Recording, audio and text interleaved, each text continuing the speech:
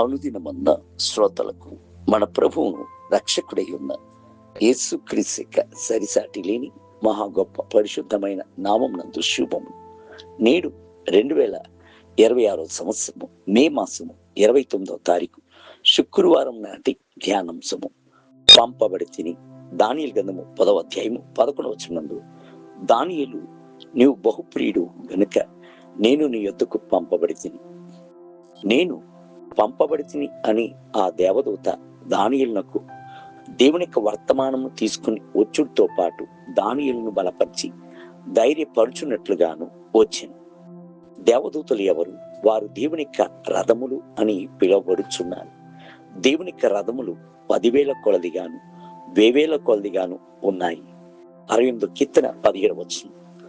గుర్రములు తగిలించిన రథములను రాజు పంపించున్నట్లుగా తన యొక్క వర్తమానమును మోసుకొని వెళ్ళున్నట్లుగా రథముల వలె వారిని దేవుడు పంపించుచున్నాడు. దేవుని యొక్క వర్తమానమును రథముల వలె అక్కడికి ఇక్కడికి తీసుకొని వెళ్ళుట దేవుని దూతలకు మనసునందు గొప్ప సంతోషం. దేవుని దూతలకు 3 ప్రాముఖ్యమైన పనులు ఉన్నాయి. మొట్టమొదటిది, దేవుని యొక్క వర్తమానము తమ యొక్క పిల్లలకు మోసుకొని వచ్చుచున్న వర్తమానమును అందించే పని. రెండవది, దేవుని యొక్క పిల్లల కొరకు యుద్ధము చేసి శత్రువులను హతము చేసేటువంటి పని. మూడవదిగా, ప్రభువును ఆరాధించి మనసునందు ఆనందించే పని. మిగతా సమయములలో వారు దేవుని ఎదుట నిలబడి ఆయనను సేవించుదురు, ఆయన యందు ఆనందించుచు ఉందురు, ఆయన యొక్క స్వరమును విని దాని ప్రకారం చేయుచున్నారు. లూకా సువార్త 1వ అధ్యాయం 19వ వచనం నందు, ప్రభు చేత పంపించబడిన గాబ్రియేలు అని దేవదూత వయసు మళ్ళిన జకరియా వద్దకు వచ్చాను. ఆ తరువాత మరియ వద్దకు వచ్చినప్పుడు ఎలాగున ఆమె మెస్సయ్యాను తీసుకొని రాబోవుచున్నది అను సంగతిని తెలియజేశాను. అదే దేవదూతలు రక్షణ స్వతంత్రించుకొనబోచున్న ప్రతి ఒక్కరికి పరలోకపు వర్తమానం తీసుకుని వచ్చుచున్నారు.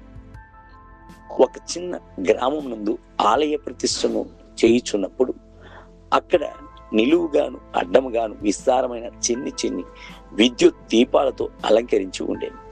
అక్కడ ఆరాధన ముగించబడుచున్న సమయము వచ్చుచున్నప్పుడు అకస్మాత్తుగా విద్యుత్ నందు లోపం ఏర్పట చేత ఆలయం నందు గల అందరినీ విద్యుత్ పట్టుకొని వారందరూ మానవ యొక్క సరిహద్దులకు వచ్చి ఉన్నామన్న సంగతిని గ్రహించి, అయితే ప్రభు తన దేవదూతను పంపించుటకు సంకల్పించాను.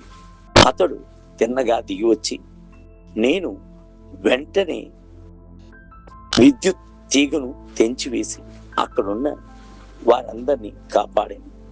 అతడు నిశ్చయంగా సాధారణమైన మనుషునిగా ఉండి ఉండలేదు. కారణము, సాధారణమైన మనిషిగా ఉండినట్లయితే ఆ విద్యుత్ అతన్ని కూడా కాల్చివేసి ఉండేది. నేను పంపించబడి తిని అని ఆ దేవదూత చెప్పుచున్నప్పుడు పంపుచున్న దేవుని యొక్క ప్రేమను మనము తలంచి అత్యానంద భరితమవుచున్నాము. పరలోకపు కుటుంబం నందు సభ్యునిగా ఉండేటువంటి ధన్యతను తలంచి ఉప్పొంగుచున్నాము.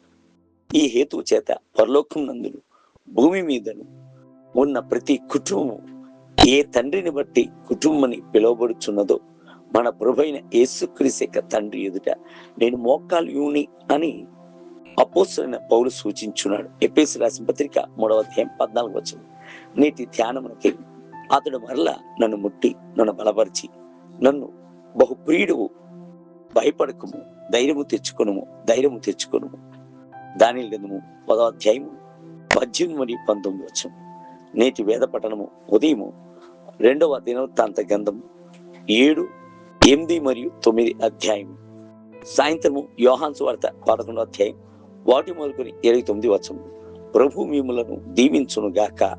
ఆమేన్. ఆమేన్.